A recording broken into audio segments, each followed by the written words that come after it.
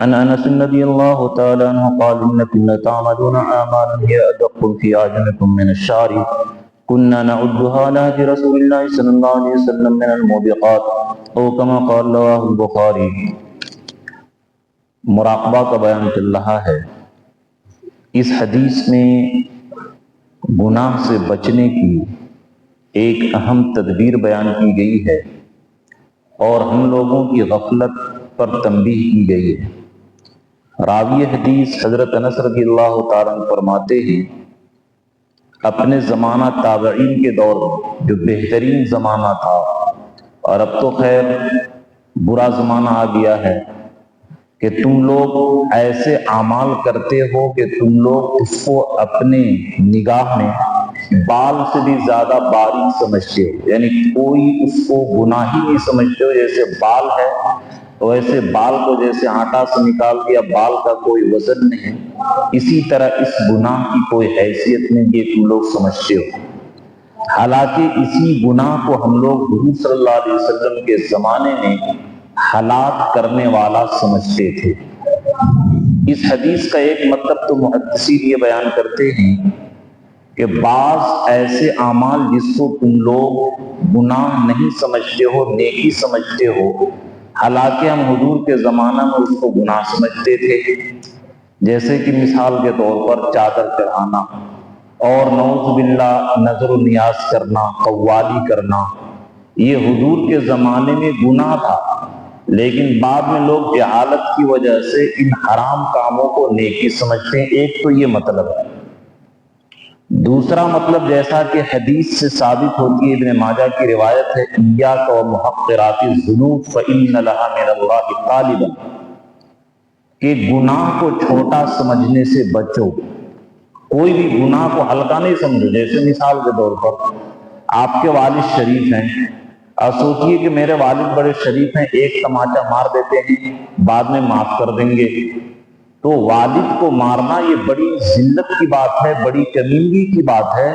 تو جب والد جو اللہ کے مقابلے میں ایک تنکا اور ایک ذرہ کے برابر نہیں ہے، اس کی نافرمانی میں اتنا ڈر ہے، تو اللہ جو خالق الکائنات اور جو روزی دینے والا ہے، ہر چیز کے اندر ہماری ہر لمحہ ایک ایک نفس، ایک ایک گھڑی، اللہم لا تکلنی الی نفسی طرفۃ عین، کہ اے اللہ مجھے میرے نفس کے ایک گھڑی، ایک پلک جھپکنے کے برابر بھی حوالے مت کیجیے۔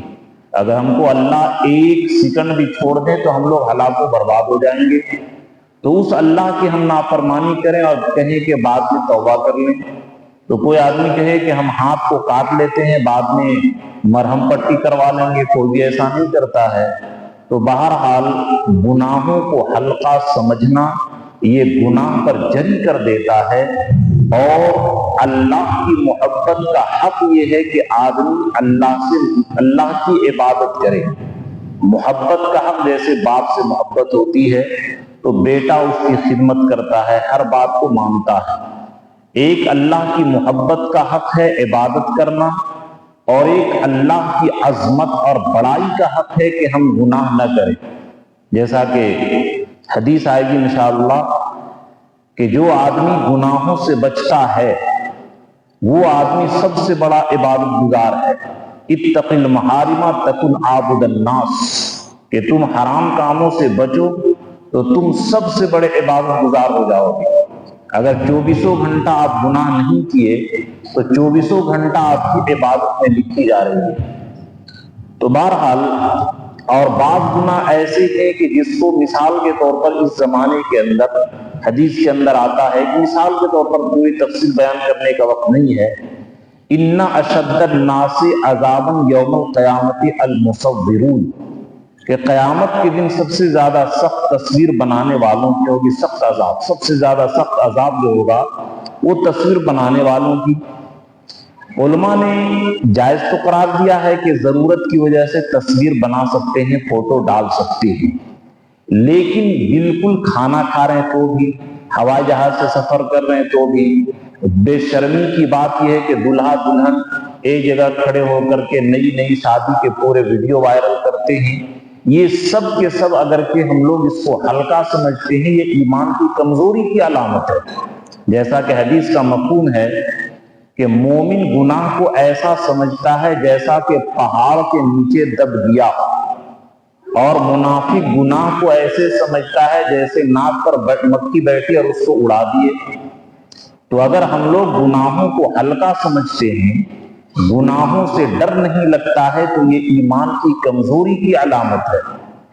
اور گناہ کو ہلکا نہیں سمجھتے، گناہوں سے ڈرتے ہی، تو یہ ایمان کی مضبوطی کی علامت ہے۔ اس لیے ہر آدمی یہ تھرمامیٹر لگائے کہ گناہ کرنے کے بعد نعوذ باللہ دل میں غم ہوتا ہے یا نہیں ہوتا ہے۔ جیسا کہ دوسری حدیث کے اندر آتا ہے، ان اسرت کا حسنۃ و ان اساءت کا سیئۃ فانت مومن، کہ اگر نیکی کرنے سے خوشی محسوس ہوتی ہو اور گناہ کرنے سے غم ہوتا ہو تو تو مومن ہے۔